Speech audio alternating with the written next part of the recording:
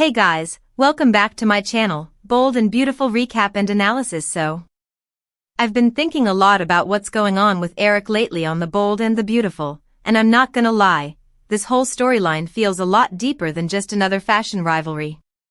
Like, at first glance, yeah, it's the usual drama between the Logans, Forresters, and Spencers.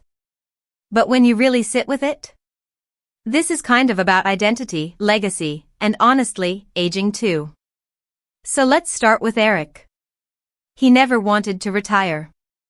That part is really important. The whole retirement party that Ridge threw?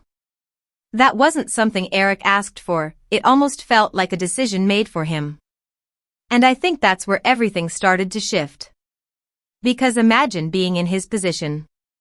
You've built this entire empire, your name is literally on the building, and suddenly people are acting like it's time for you to step aside. Yeah, that wouldn't sit right with me either. And then comes the move to work with Katie. Now that, I had mixed feelings about. On one hand, it showed that Eric still has that fire, that creativity, he's not done. But at the same time, it also felt like he was stepping into a situation that was already complicated, especially with Bill involved. You could almost tell it wasn't going to end smoothly. And of course, it didn't. Eric going back to Forrester Creations felt inevitable.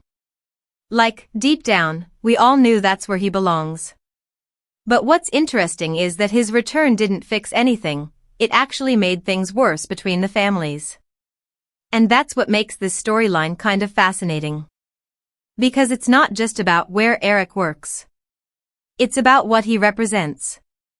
Personal reaction. Honestly, I really like that they're not writing Eric as weak or fragile. That would have been the easy route. But instead, we're seeing someone who still wants to fight for his place, and I think that's way more real. Now, I've seen some fans saying Eric is acting like a victim in this whole Logan situation, and I get where that's coming from. He did make choices that complicated things. Leaving Katie in that position?